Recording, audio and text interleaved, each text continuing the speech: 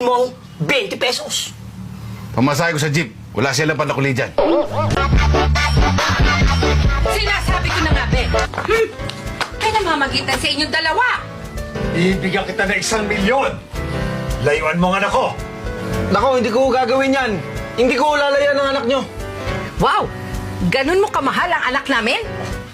Pero kung gagawin nyo yung 1.5, kwarta ako. Sige o, tingin mo na yung anak nyo. Sinasabi ko na nga ba't may relasyon kayo nitong hampas lupang ito? Etong 1 milyon.